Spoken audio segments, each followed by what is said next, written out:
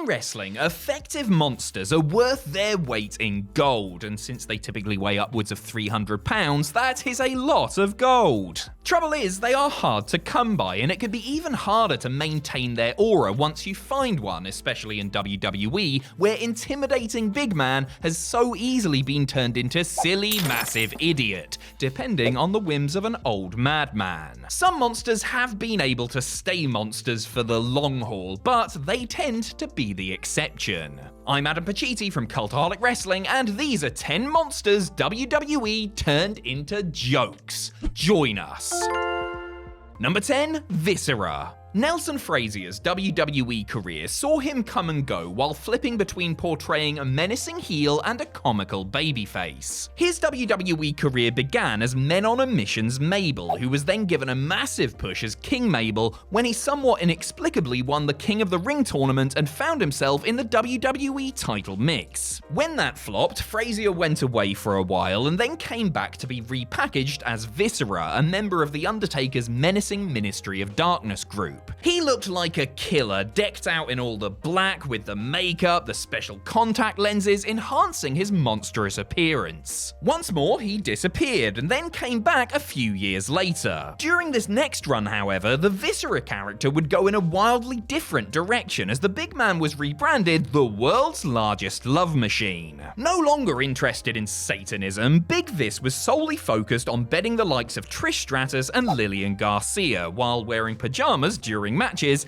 and literally humping his opponents. Number 9, Kurgan. If anyone was going to break out of the Truth Commission group and become a single star in their own right, it was going to be Kurgan. The 7-foot, 350-pound Canadian native had been in the business since the early 90s, and despite having a few rough edges, was clearly loaded with potential for this wacky industry. Things were going in a positive direction after the commission were put out of, commission, as Kurgan received a look-in with the Jackal still managing him from ringside. Before he could truly get the dreaded Iron Claw over again, WWE decided to go in a totally different direction and switched Kurgan from being an old-school giant to a member of the Barmy Oddities stable. The big man didn't stand out next to an even bigger man in the form of Giant Silver and blended in with the rest of the freak show. Then they turned babyface, and new mates the Insane Clown Posse, woot woot, much clown love, took away any attention that could have been coming Kurgan's way. It's telling that in his last appearance with the company,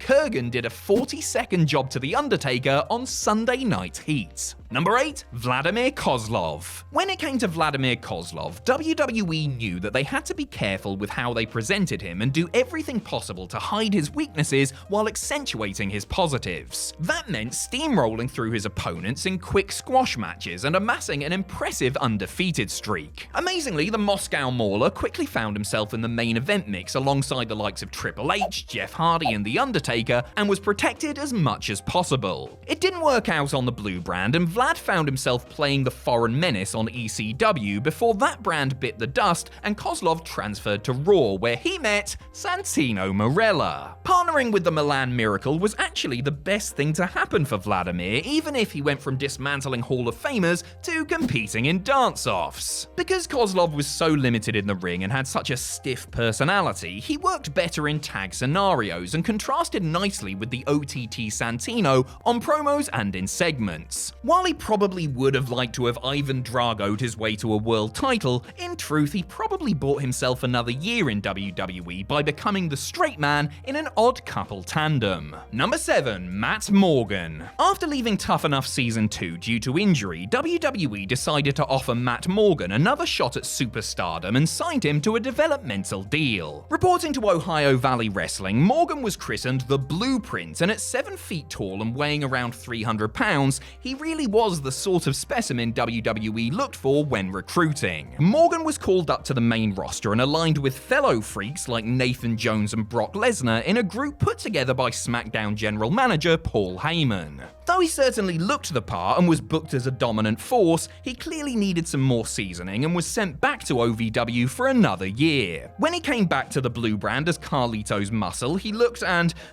sounded a lot different. And that's because they went and gave him a stammer, didn't they? A creation of Vince McMahon himself, Morgan, who ironically has a degree in public speaking and graduated with honors, was determined to make it work, but was released just weeks after he and Carlito were split up in the WWE draft. Number 6, One Man Gang. One Man Gang, that is a cool name for a wrestler, isn't it? And the One Man Gang, a super tall, super heavyweight, was a force to be reckoned with in his time, especially before he made it to WWE. A big deal in various territories, in particular Bill Watts' Mid-South, he was given a decent push upon arrival in Vince McMahon's organization. He beat up jobbers and referees in convincing fashion, and while, yes, OMG would inevitably do the JOB to your Hogans and Savages, he was usually protected even in defeat. After gradually sliding down the card, Gang got an ill-advised makeover when he turned into Akeem the African Dream, after it was said that he had discovered his roots in the motherland. Not only did it assist in his fall down the pecking order, but the character was also racially insensitive, and rightly criticized at the time. The stereotypical dancing and jive talking didn't do him any favors, and though his Twin Towers tag team with the Big Boss Man enjoyed some success,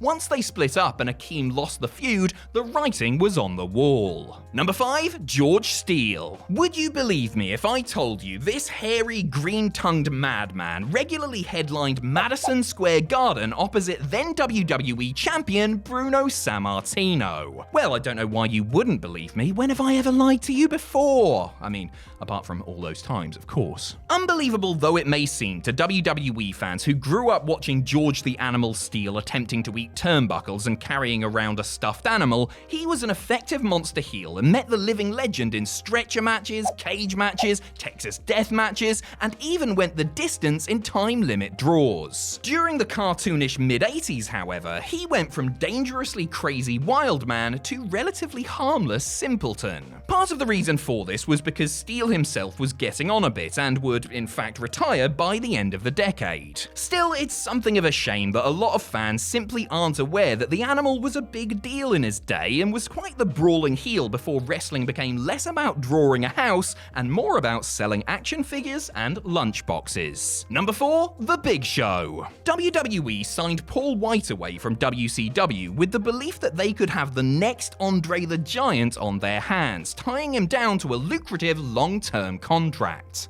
And debuting in the main event of a pay-per-view by interrupting in a match between Stone Cold Steve Austin and Vince McMahon certainly signaled that the company had grand plans for him. However, it was not much more than a year later that the Big Show was doing an impressionist gimmick before being sent to OVW to shift some weight. WWE clearly thought they could do whatever they pleased with the world's largest athlete, as he seemed to go from comedy to serious, mid-card to main event, and babyface to heel, depending on their whims and wants. Show, to his credit, did comedy as well as anyone in the company. I mean, hello, this was the star of freaking Knucklehead, for goodness sake, but the constant silliness eventually killed his aura to the point that no amount of WMDs could rectify the damage. Number 3, The Great Khali. Few stars in WWE history have been made to look as dominant as the Great Khali was right from the get-go. He ran through all the nerds en route to completely dismantling The Undertaker at Judgment Day 2006 and pinning the dead man with one foot on his chest. The year that followed was slightly erratic as he switched brands several times before landing back on SmackDown, where he promptly and shockingly won the World Heavyweight title. Yes, that was a thing that really happened. Perhaps in a bid to erase our collective memory, WWE set about turning the Great Khali into a laughingstock in the years after his run with the gold. The Punjabi playboy became a 7-foot punchline, always on hand to sing, dance, or dress up like the Tooth Fairy during a time where WWE were all in on asinine PG humor. To be fair, Khali really couldn't have lasted as a long-term top-level talent, and so using him for comedic relief was probably the best use for him, besides installing him as a human coat rack backstage, that is. Number 2, TENSAI. WWE tried and they tried and they tried so many times with Matt Bloom,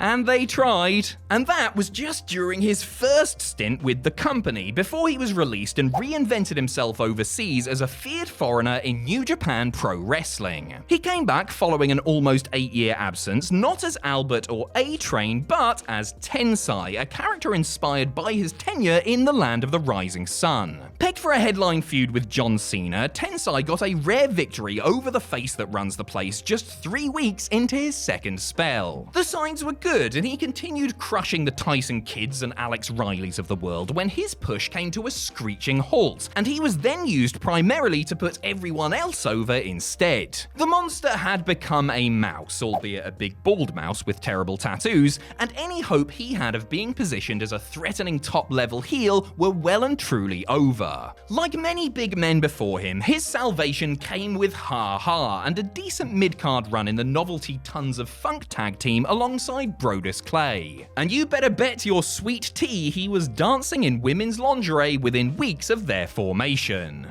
Number 1. Gene Snitsky. Only in professional wrestling can you go from unhinged baby punter to creepy fetishist with yellow teeth. Gene Snitsky was plucked from WWE Developmental and thrown into the spotlight for what was supposed to be a short-term feud with Kane, but he ended up sticking around for 4 years and experiencing the strangest of character arcs. The reveal that Big Gene had a fascination with women's feet was the start of the downfall in some respects, as he went from fighting John Cena in the Raw main event to tagging with fellow oddball Goldust on Sunday Night Heat quicker than you can say, "It wasn't my fault." WWE attempted to rehab Snitsky as a main event psycho heel, as he dramatically changed his appearance by shaving off all the hair on his head and face and dyeing his teeth yellow. His headliner hopes diminished quicker than the muscles on his physique, however, as fans just weren't buying the act, especially when he'd been positioned as a toothless object of ridicule for so very long.